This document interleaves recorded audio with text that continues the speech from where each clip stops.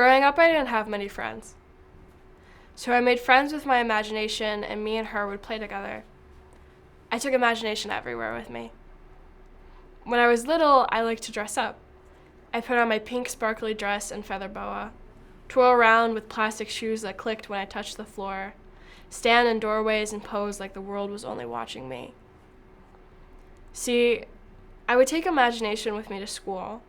Me and her would hold hands in the hallways. She'd sit next to me at the lunch table, and me and her would talk. We were the only ones at the table. At recess, me and imagination would sit on the swings, play in the sandbox, and climb trees. Growing up, I didn't have many friends, but I did have plenty of bullies. "Why is there so much hair on your arms and legs? You're so hairy," they'd say. I started wearing longer sleeves and pants at that age. At lunch, I'd eat everything bagels and cream cheese and salami. "Ew, there's bugs on your food. Why are you eating ants?" they'd ask. I stopped eating at school at that age. At recess, I'd sit in the shade. I was hiding from the sun because the summer heat stuck to my sleeves and clung to my jeans. Imagination sat on the cement in the shade with me. Then came middle school. I was 12 when I first met depression. She sent me a letter in the mail that read, "We were going to have so much fun together. We're going to be the best of friends." We'd have sleepovers, and she'd whisper in my ears at night, and I could see her on my ceiling. The blades and lighters started speaking to me too at that age. Soon she moved in.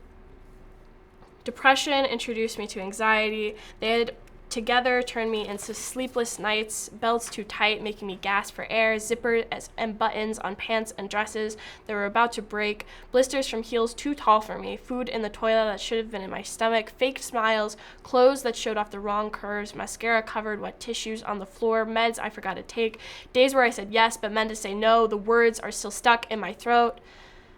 Along the way, she introduced me to an eating disorder. That year on Halloween, I went to a party. That's where I met suicide.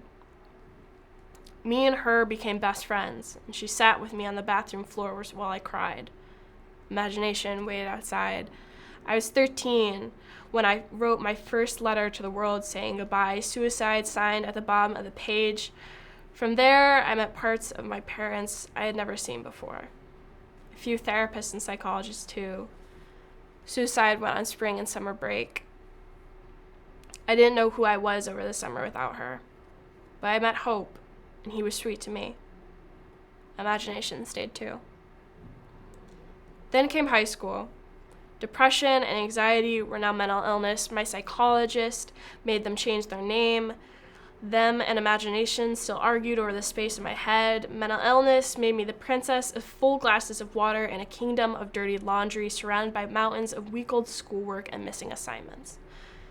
I turned to the winner of eating the most and the least on any given day, organizing food piece by piece on color and shape, yet did I eat it well? That depended on what people had to say on how much I was eating. Mental illness made me wear matching socks and only one untied shoelace.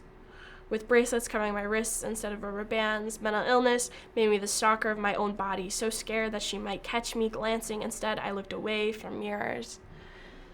Mental illness made me too tired to brush my teeth or wash my face, turning me into a yellow-tinted and pink freckly mess, lazily laying in bed unable to rest. It made me the champion of most sleep, yet still the most tired. Imagination still laid in bed with me, though. Eventually, suicide came back from vacation. I was 15 when I realized no one was coming to save me. No one was coming for the child inside me that was lost and scared.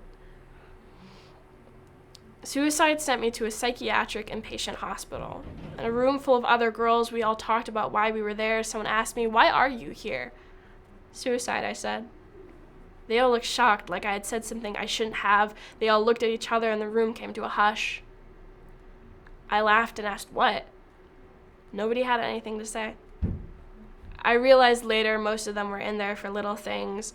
It was there that I met pride. He taught me to be proud of who I was. I did not hide anymore. Most of the girls cried, wanting to leave, missing home. I was the only one who thought staying forever wasn't that bad of an idea. Eventually, I did have to leave, but a part of me is still in that hospital. Time passed and suicide came and went as she pleased. When an illness took a back seat, hope and pride grew stronger. Me and imagination reconnected, but that didn't last forever. I was 17 when I went to another hospital. The familiarity of the building was comforting. Safety greeted me at the door of my room. I smiled at the bed with covers that I could not suffocate in. A bed that was too heavy to move. You'd think it was glued to the floor. At night, when I went to sleep, imagination laid with me. But she reminded me that in a room with no one but me, I was still with the person that tried to kill me. That was last March.